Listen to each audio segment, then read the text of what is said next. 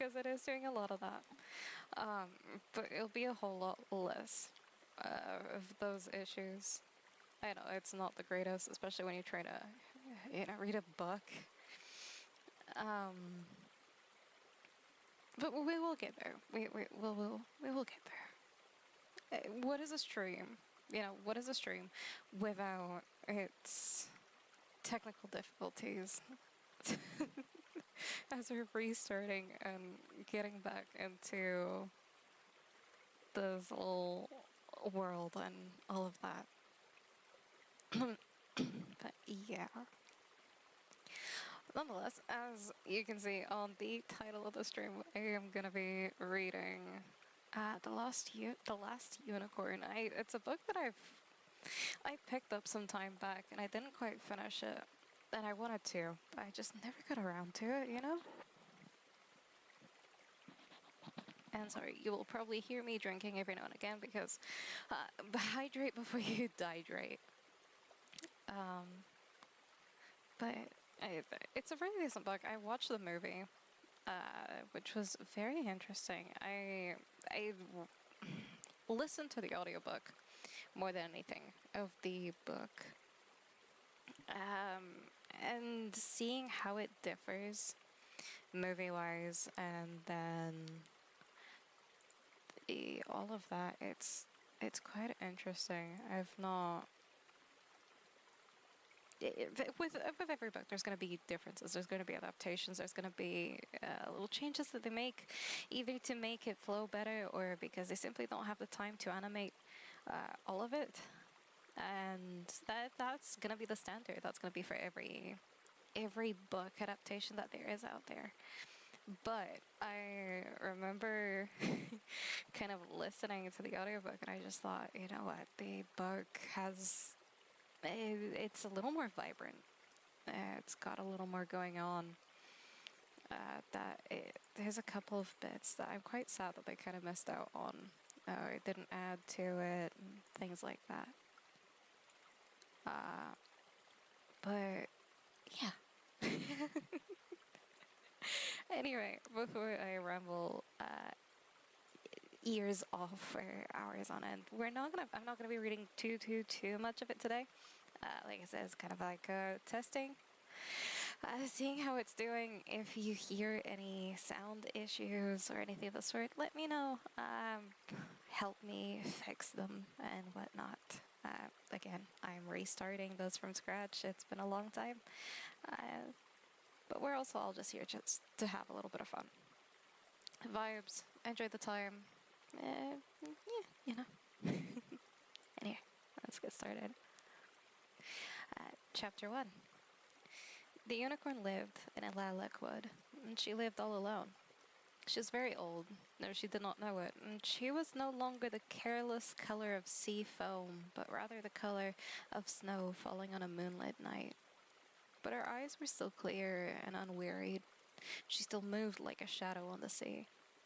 She did not look anything like a horned horse, as unicorns are often pictured, but something smaller and clean-hooved, and possessing the oldest, wildest grace that horses have never had, that deer have only in a shy, thin imitation, and goats in dancing mockery.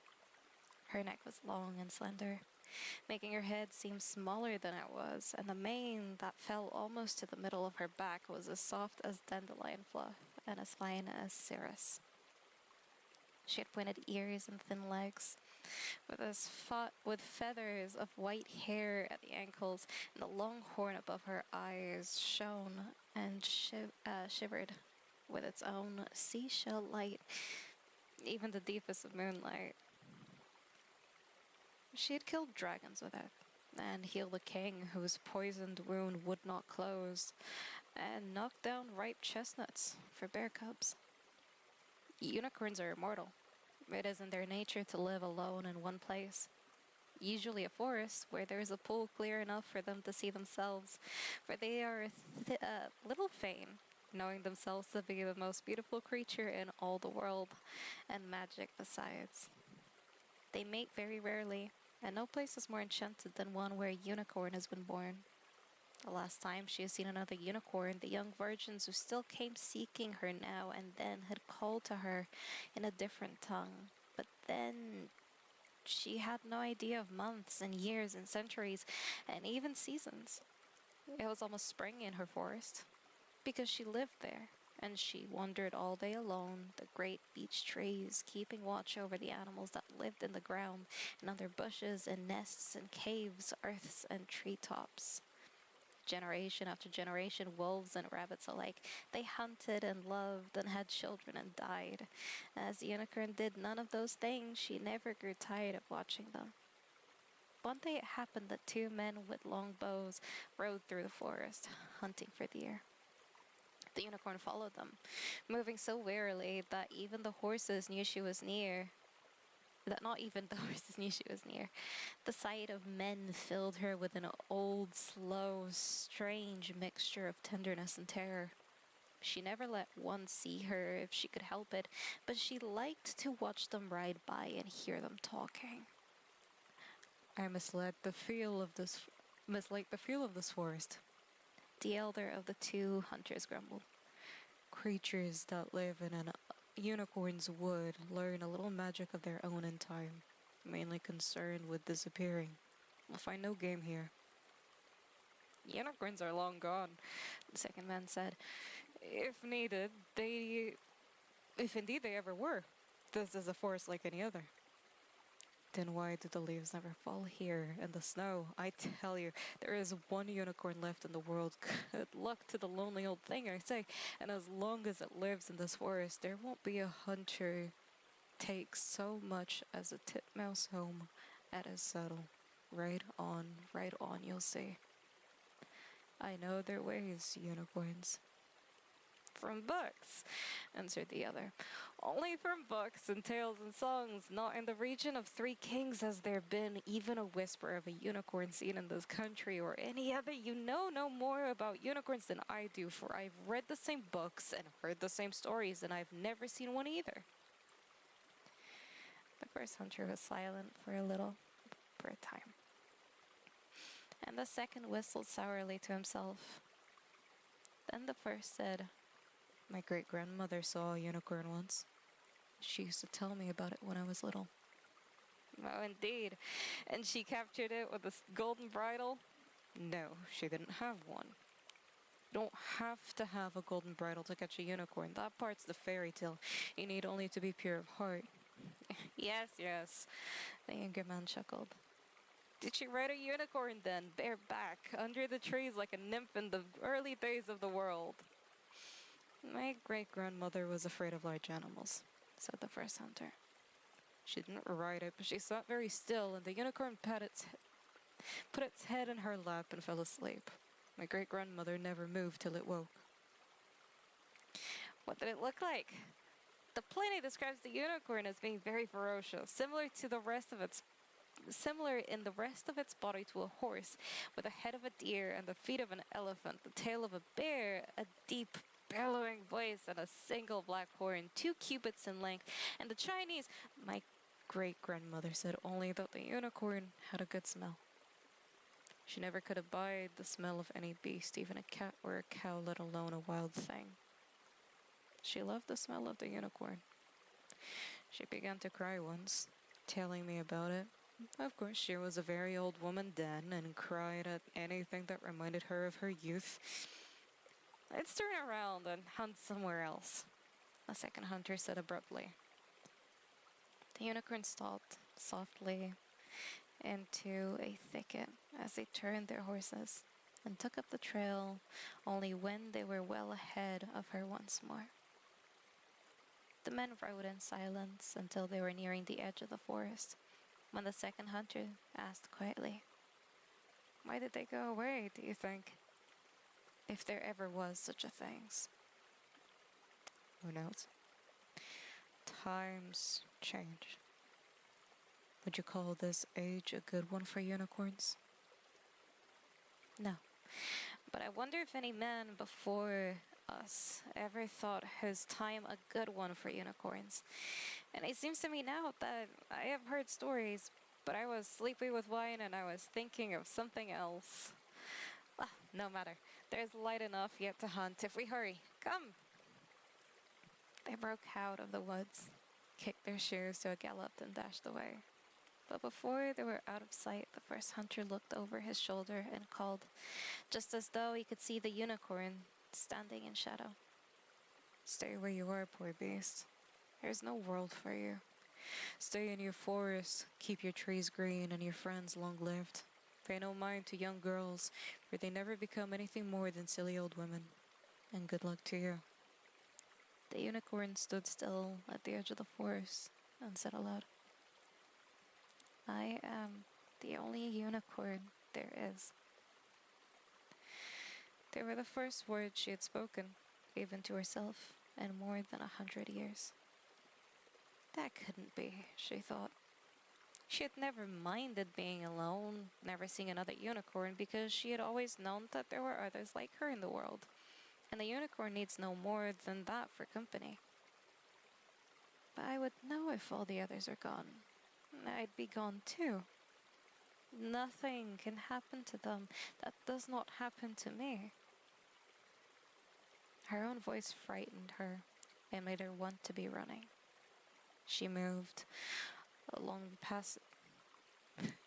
the dark paths of her forest, swift and shining, passing through sudden clearings unbearably brilliant with grass or soft with shadow, aware of everything around her, from the weeds that brushed her ankles to quick flickers of blue and silver as the wind lifted the leaves.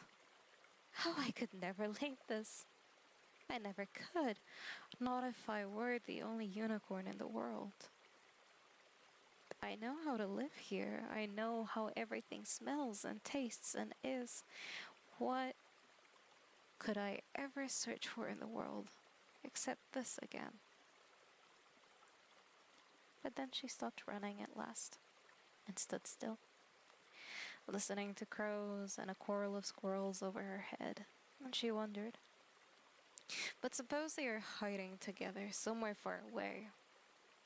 What if they are hiding and waiting for me? From that first moment of doubt, there was no peace for her. From the time she first imagined leaving her forest, she could not stand in one place without wanting to be somewhere else. She trotted up and down beside her pool, restless and unhappy. Unicorns are not meant to make choices, she says. No, and yes, and no again, day and night, and for the first time she began to feel the minutes crawling over her like worms.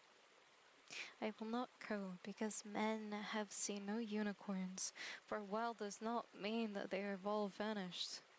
Even if it were true, I would not go. I live here. But at last, she woke up in the middle of one warm night and said, yes, but now. She hurried through her forest, trying to look at nothing and smell nothing, trying not to feel her earth under her clean cloven hooves. The animals who moved in the dark, the owls and the foxes and the deer, raised their hands as she passed by, but she would not look at them. I must go quickly, she thought, and come back as soon as I can. Maybe I won't have to go very far, but whether I can find the others or not, I will come back very soon as I can. Under the moon, the road that ran from the edge of her forest gleamed like water. But when she stepped out into it, away from the trees, she felt how hard it was and how long.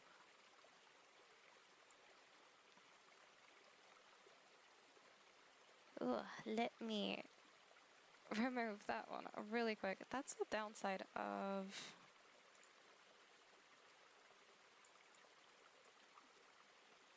not being able to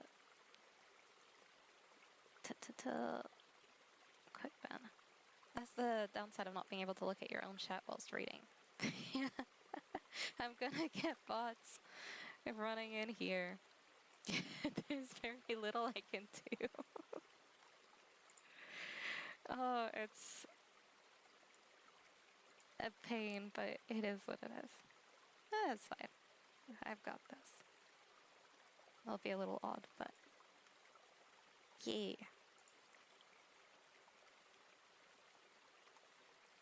Um, Not the page that you guys need. How about, you know what, for the sake of it, especially because, one, I have not streamed in so long and I am unable to keep track of everything that happens, at least not very easily, let me set it to followers only, just to make it a little easier. So give me just a moment. I know that it's never fun having the chat in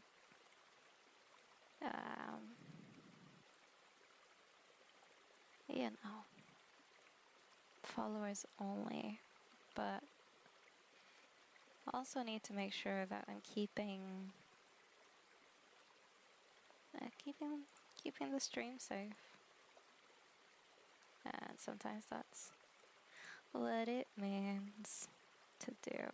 Now, how do I?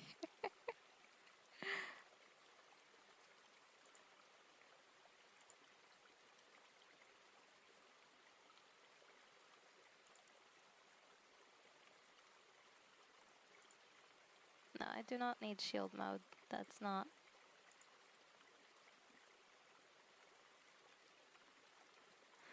I don't want to cause any actual issues to all of that as it's to the stream as it's going. I just need. Ugh.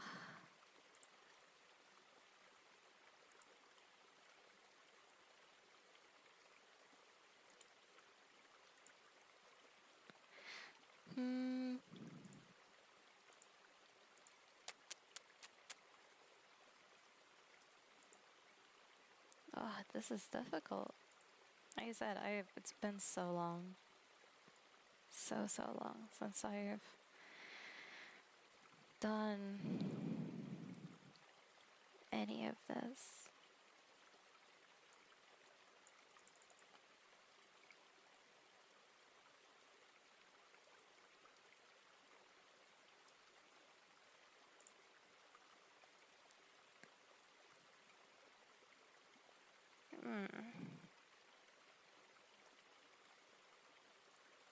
Okay. Exit that. There we go.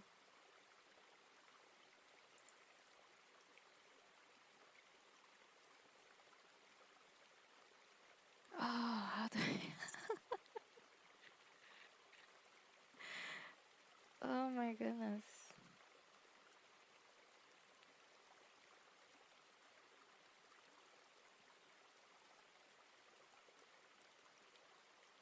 Let's see.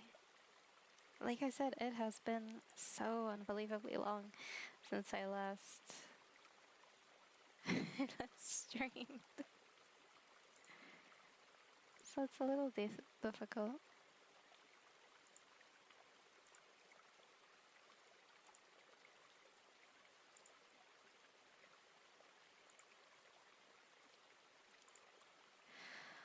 Oh.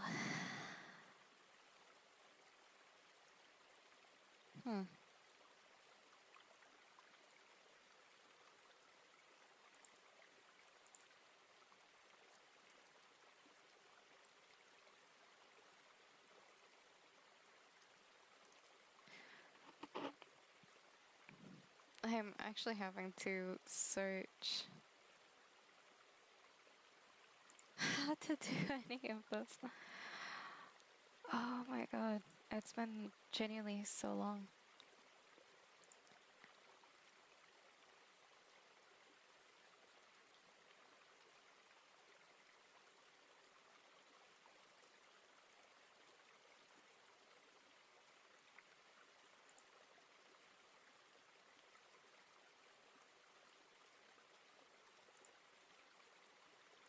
Okay.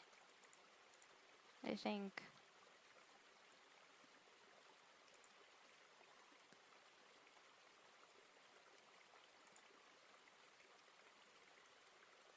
I think that's a good that's a good start. Just to make sure all is all is good.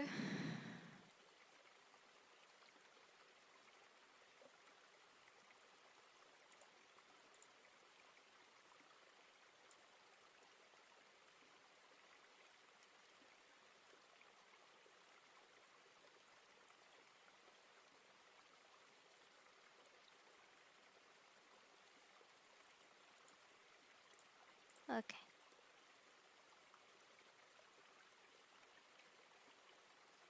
Okay, there we go.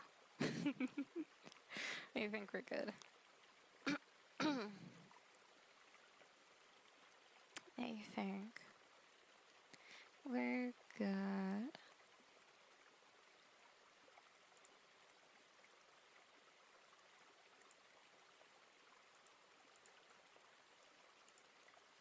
Yeah. Again, it's gonna take some time to get used to all of this again. But I will get there. Right. Sorry. Anyway. Where were we? We were. Let me bring it back. There we are. Alright. Mm,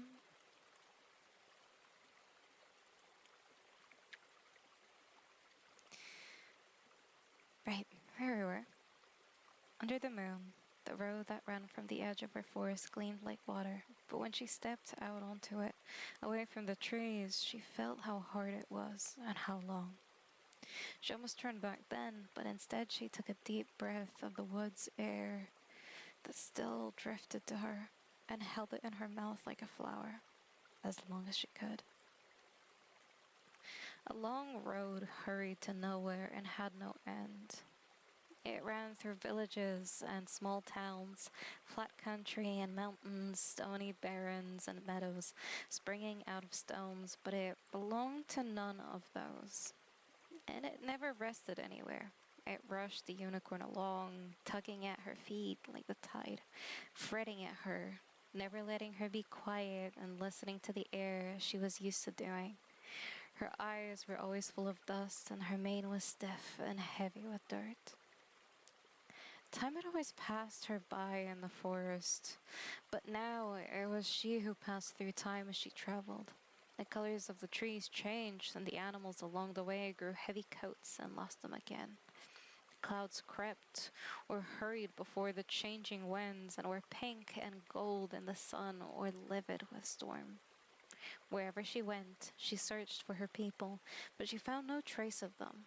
And in all the tongues she ever spoken along the road, there was not even a word from them for any more. Early one morning, about to turn off the road to sleep, she saw a man hoeing in his garden. Knowing that she should hide, she stood still instead and watched him work, until he straightened and saw her. He was fat, but his cheeks jumped with every step he took. "Wow," he said. "Oh, you're beautiful." When he tugged off his belt, made a loop in it, and moved clumsily towards her, the unicorn was more pleased than frightened. The man knew what she was, and what he himself was for: to hoe turnips and pursue things that shone and could run faster than he could. She sidestepped his first lunge as lightly as though the wind of it had blown her out of his reach. "I have been hunted with bells and banners in my time," she told him. "Men knew that the only way to hunt me was to make the chase so wondrous that I would come near to see it, and even so I was never once captured." "My foot must have slipped," said the man. "Steady now, you pretty thing." "I've never really understood," the unicorn mused as the man picked himself up, "what you dream of doing with me once you've caught me." The man leapt again, and she slipped away from him like rain. "I don't think you know yourselves," she said. Ah, steady. Steady, easy now. The man's sweating face was stripped with dirt, and he could hardly get his breath. Pretty, he gasped. You pretty little mare. Meh! The unicorn trumpeted the words so shrilly that the man stopped pursuing her and clapped his hands over his ears. Meh!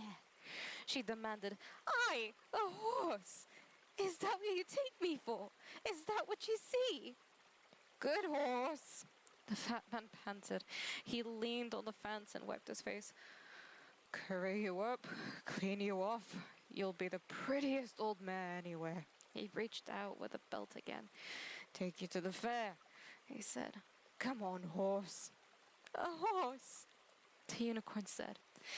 That's what you were trying to capture, a white mare with a mane full of burrs.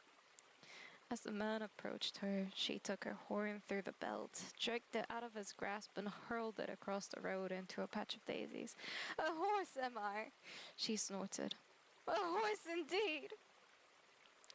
For a moment, the man was very close to her, and her great eyes stared into his own, which were small and tired and amazed. Then she turned and fled up the road, running so swiftly that those who saw her exclaimed, Now there's a horse! There's a real horse! One old man said quietly to his wife, That's an Arab horse. I was on the ship with an Arab horse once. From that time, the unicorn avoided towns, even at night, unless there was no way at all to go around them.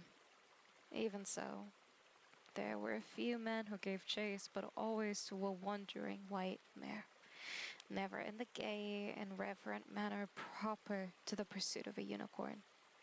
They never came with ropes and nets and baits of sugar lumps, and they whistled and called her Bess or Nellie. Sometimes she would slow down enough to let their horses catch her scent, and then watch as the beast reared and wheeled and ran away with their terrified riders.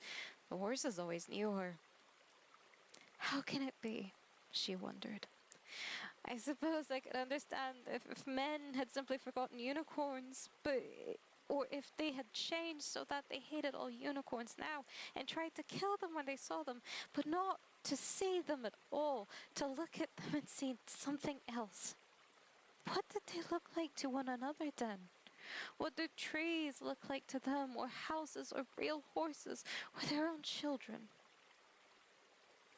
Sometimes she thought, if men no longer know what they are looking at, there may well be unicorns in the world yet, unknown and glad of it. But she knew beyond both hope and vanity that men had changed, and the world with them, because the unicorns were gone.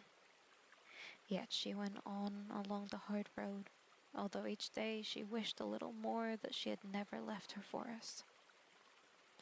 Then, one afternoon, the butterfly wobbled out of a breeze and lit to the tip of her horn. He was velvet all over, dark and dusty with golden spots in his wings. He was as thin as petal flower. Dancing along her horn, he saluted her with his curling feelers. I'm a roving gambler. How do you do? The butterfly laughed for the first time in her travels. Butterfly, what are you doing out in such a windy day? She asked him. You'll take cold and die long before your time. Death takes what man could never keep.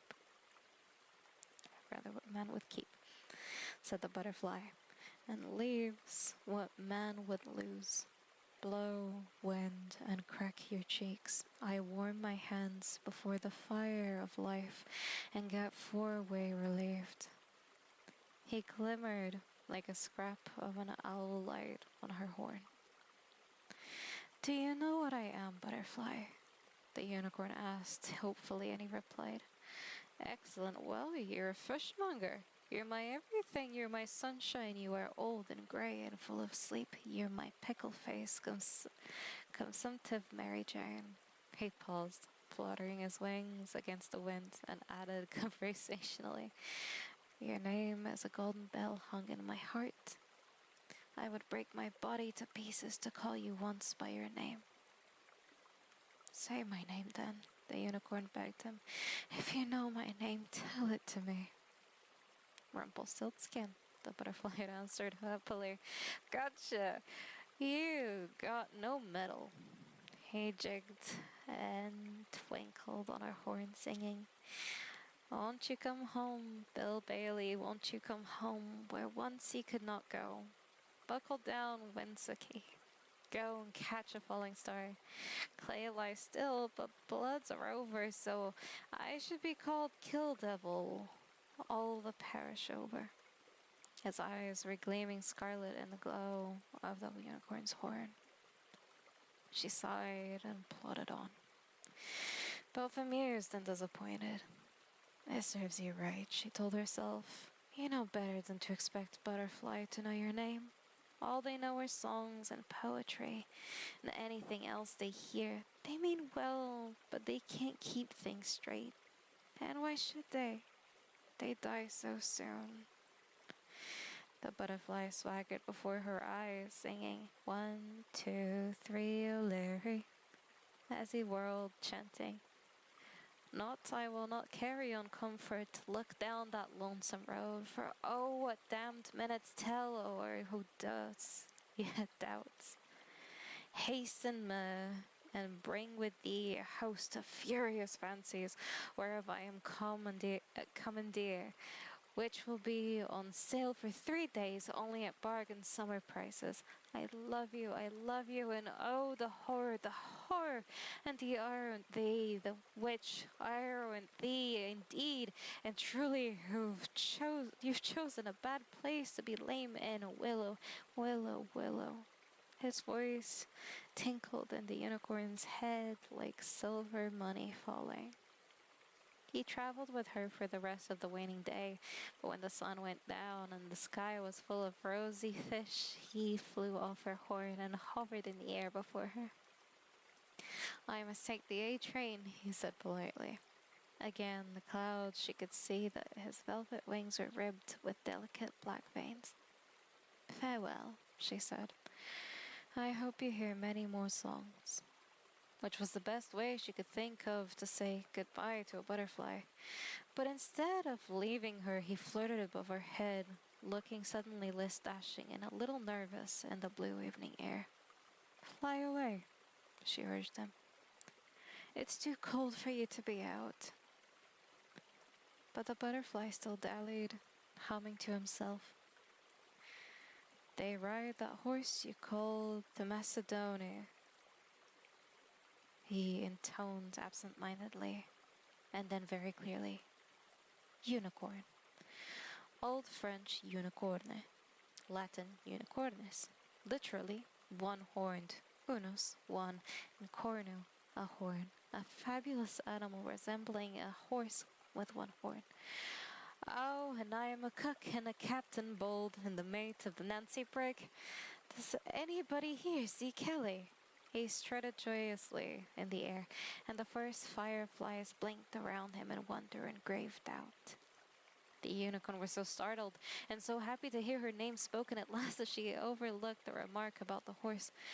Oh, you do know me, she cried, and the breath of her delight blew the butterfly 20 feet away.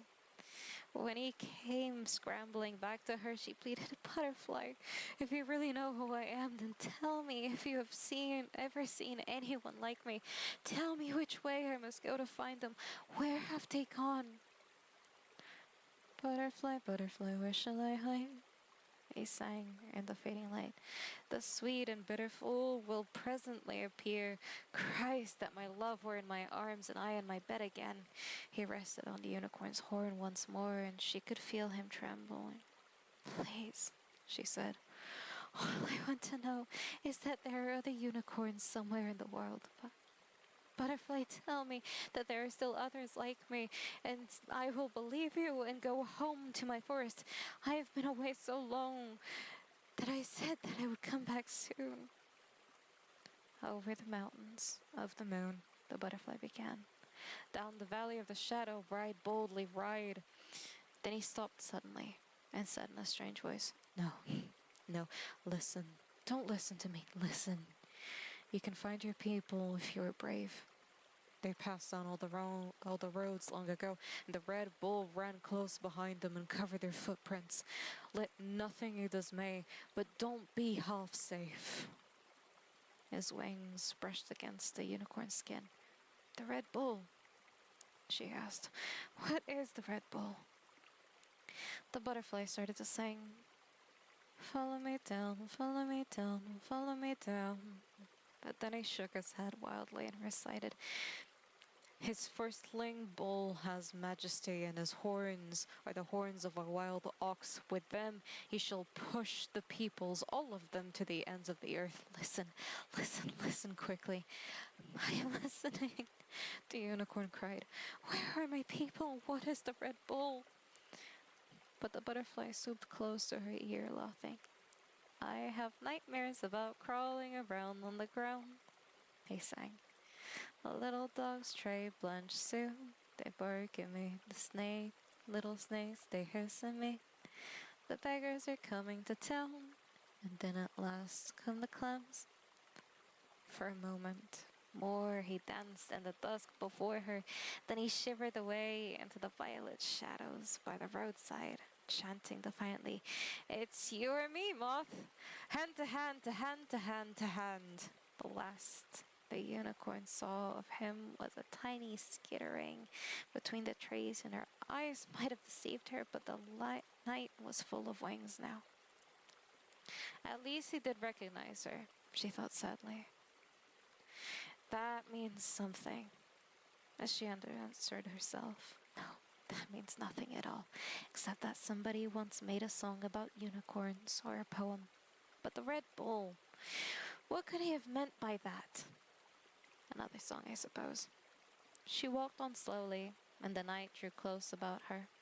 The sky was low and almost pure black, save for one spot of yellowing silver where the moon paced behind the thick clouds. The unicorn sang softly to herself, a song she had heard a young girl sing in her forest long ago. Sparrows and cats will live in my shoes. Sooner than I will live with you. Fish will come walking out the stairs. Sooner than you will come back to me. She did not understand the words, but the song made her think longingly of her home. It seemed to her that she had heard autumn beginning to shake the beech trees that very moment that she stepped out into the road.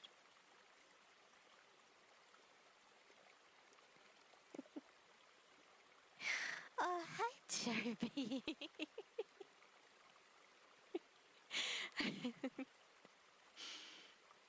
Yeah, I decided, you know what? Why not? I started reading, but not reading. I started listening to the audiobook of The Last Unicorn, but then I decided, since I'm not going to finish listening to it, then why not read it myself, you know?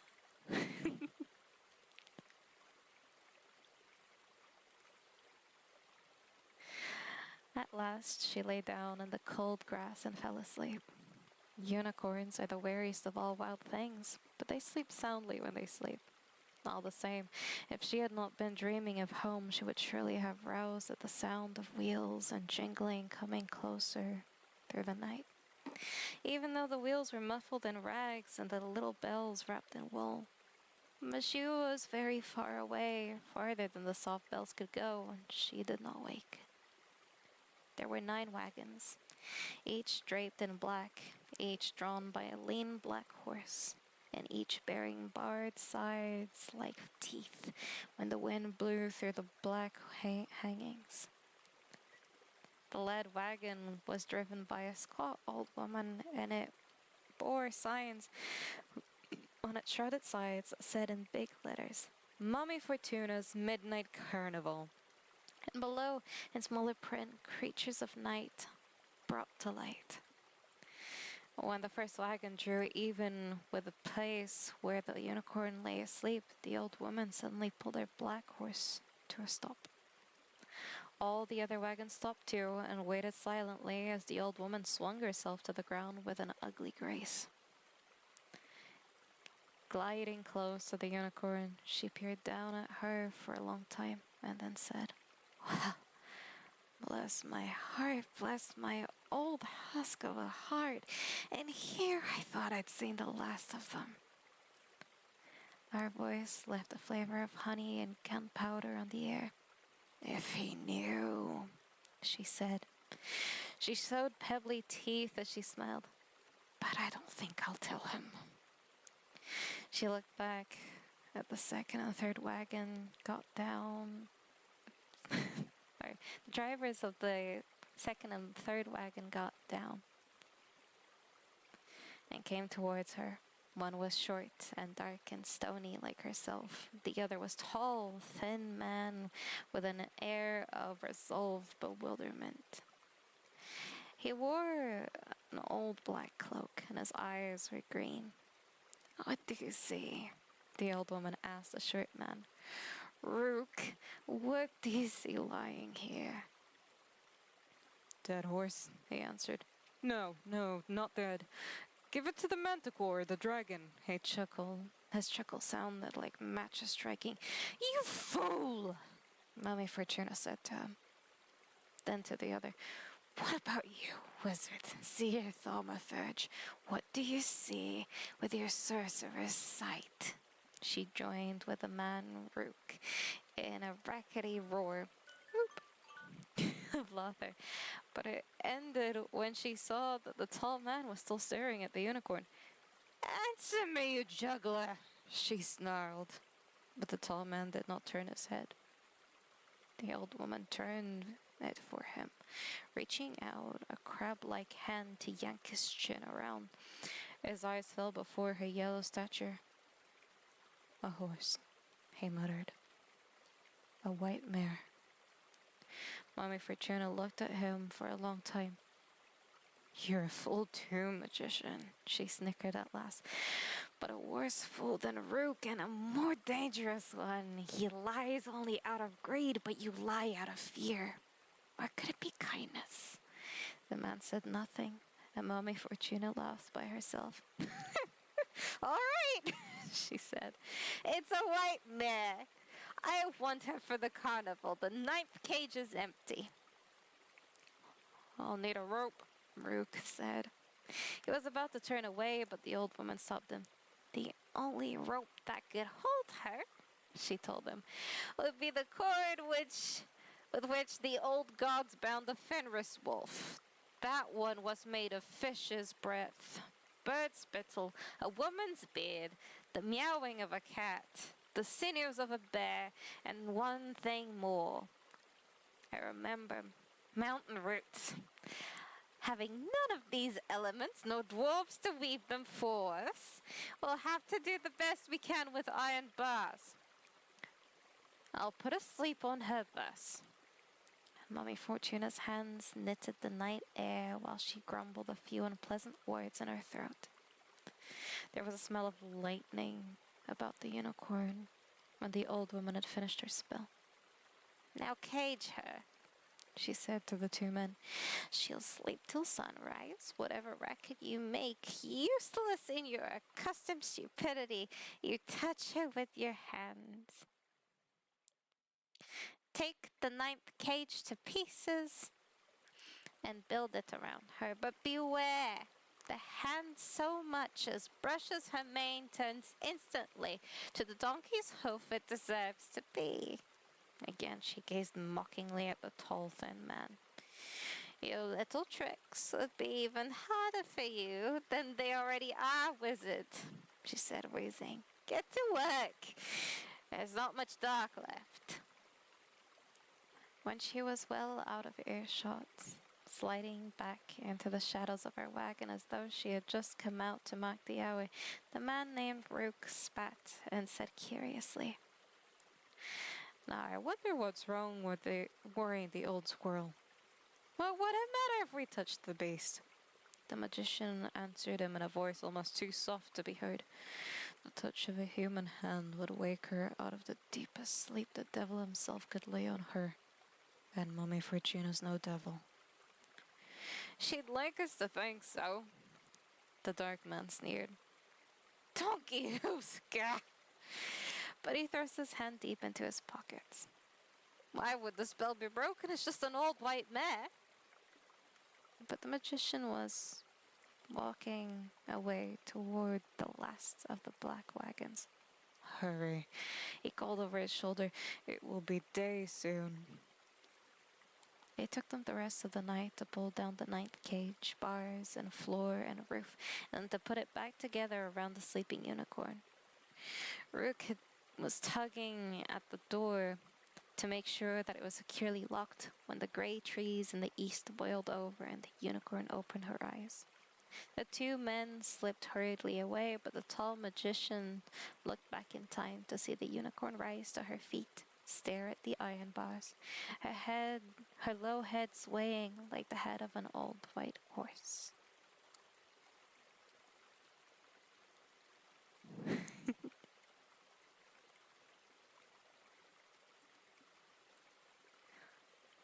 Let's see.